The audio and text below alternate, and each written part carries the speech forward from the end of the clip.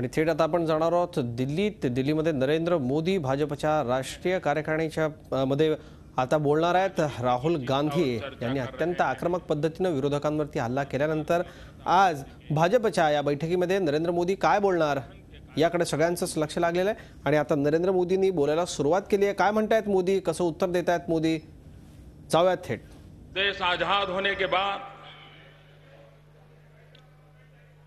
चुनाव बहुत आए हैं।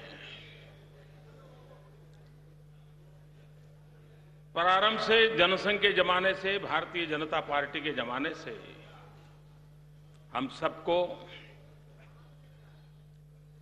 चुनाव के मैदान में कार्य करने का अनुभव है। लेकिन उन भूतकाल के सारे चुनावों को देखें तो 2014 के चुनाव हर प्रकार से भिन्न है। देश की ऐसी दुर्दशा कभी नहीं देखी।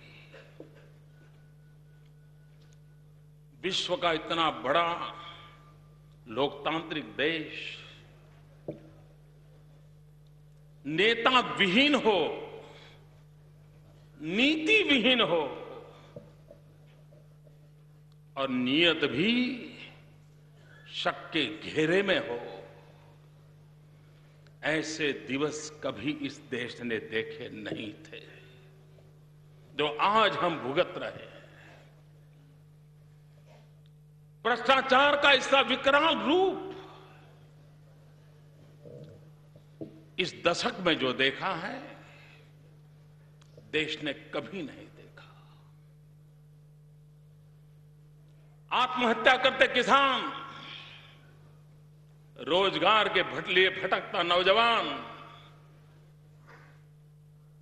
इज्जत बचाने के लिए परेशान मां और बहनें, महंगाई के मार से तड़प रहा भूखा बच्चा। भाइयों बहनों, ऐसी दुर्दशा कभी नहीं देखी। और इसलिए ये 2014 का चुनाव सिर्फ सत्ता परिवर्तन का चुनाव नहीं है। ये 2014 का चुनाव भारत के कोटि कोटि जनों के लिए एक आशा और अरमान का चुनाव है।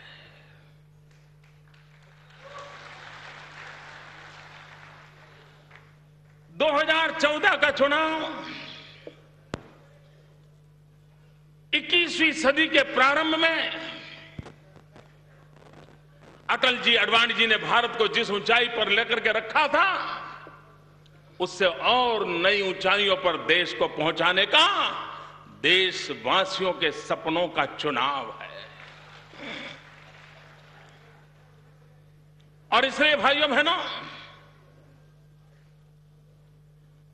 दिल्ली की धरती पर दो प्रमुख दलों की राष्ट्रीय परिषदें हुई और अगर उसका विश्लेषण करें तो साफ नजर आता है कि 2 दिन पूर्व जो कांग्रेस का अधिवेशन हुआ, उसमें 2014 के चुनाव को दल को बचाने की जद्दोजहद के रूप में दिखाई देता है। उनका दल कैसे बचे, कांग्रेस को कैसे बचाएं, बिखरती हुई पार्टी को कैसे एक रखे, ये उनकी जद्दोजहद का विषय था। भाइयों बहनों,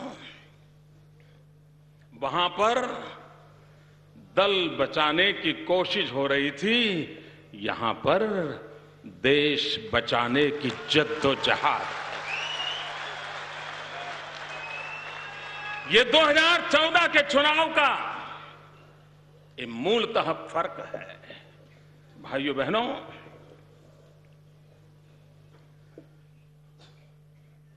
देश के कांग्रेस के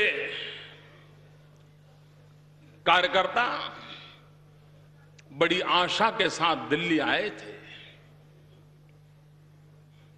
उनको बताया गया था कि 17 तारीख को प्रधानमंत्री पद के लिए उम्मीदवार की घोषणा की जाएगी। बड़ी आशा और उमंग के साथ वो प्रधानमंत्री पद के उम्मीदवार की सौगात लेकर के जाने के लिए लालायित थे। और जैसा हमारे अरुण जेटली जी ने कहा कि देश भर के कांग्रेस कार्यकर्ता आए थे तो प्रधानमंत्री लेने के लिए, लेकिन वापस गए गैस के 3 बॉटल लेकर के। गैस के 3 सिलेंडर लेकर के वापस गए। भाइयों बहनों,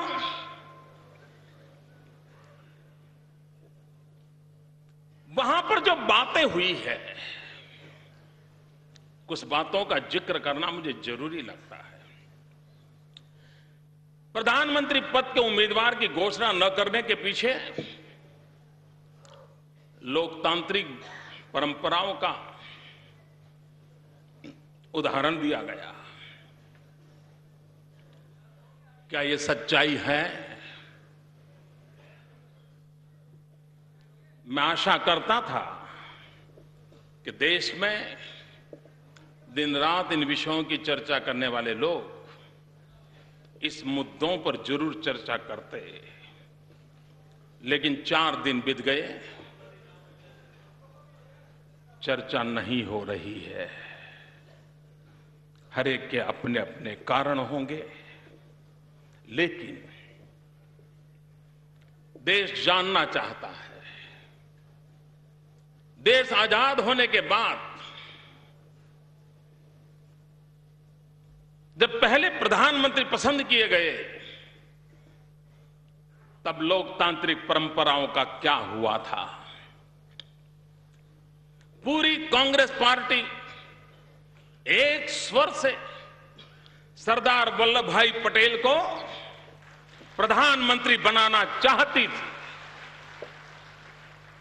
वो कौन सी लोकतांत्रिक परंपराएं थी? कांग्रेस के हर व्यक्ति की इच्छा के बावजूद भी सरदार वल्लभ भाई पटेल को प्रधानमंत्री नहीं बनने दिया गया। आप परंपरा की बात करते हैं। मैं जानना चाहता हूं, 1984 31 अक्टूबर श्रीमती इंदिरा गांधी जी की हत्या हुई। राजीव गांधी कलकत्ता थे। वो कलकत्ते से दौड़ करके आए, अस्पताल गए, और कुछ ही पलों में राजीव गांधी जी का प्रधानमंत्री पद का शपथ समारोह हुआ। मैं कांग्रेस पार्टी जो परंपराओं की चर्चा करते हैं उसे पूछना चाहता हूं, क्या 1984 के उस समय क्या कोई पार्लियामेंट्री पार्टी की मीटिंग हुई थी?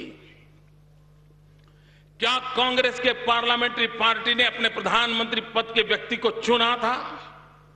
उसकी कोई नोट्स हैं, मिनट्स हैं, व्यवस्था है? कुछ नहीं। 2-4 लोग मिलकर के हड़बड़ी में तुरंत शपथ करवा दिया गया था। और आप हमें परंपरा की सीख दे रहे हैं। इससे भी आगे 2004 यूपीए का चुनाव हुआ। यूपीए की सरकार बननी थी।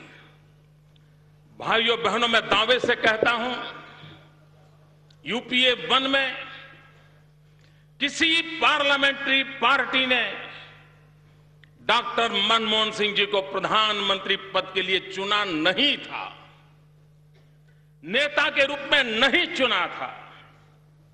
कांग्रेस की पार्लियामेंट्री पार्टी ने मैडम सोनिया गांधी को नेता के रूप में चुना था, लेकिन बाद में मैडम सोनिया जी ने डॉक्टर मनमोहन सिंह जी को नॉमिनेट किया और उनका प्रधानमंत्री पद का शपथ दिलवाया गया था। पार्लियामेंट्री पार्टी की परंपरा की बातें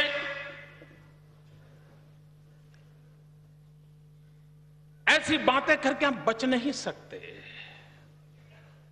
और बहन सुषमा जी ने कहा, राजनाथ जी ने कहा, वेंकैया जी ने कहा, कल अरुण जी ने कहा था,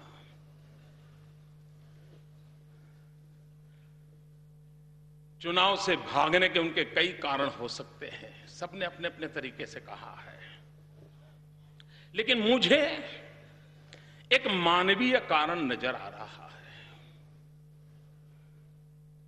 राजनीतिक कारण तो है ही है, लेकिन एक मानवीय कारण नजर आ रहा है। वो मानवीय कारण यह है, जब पराजय बिल्कुल निश्चित दिख रहा है, विनाश सामने नजर आ रहा है, तो क्या झी 24 तास एक पाऊल पुढे।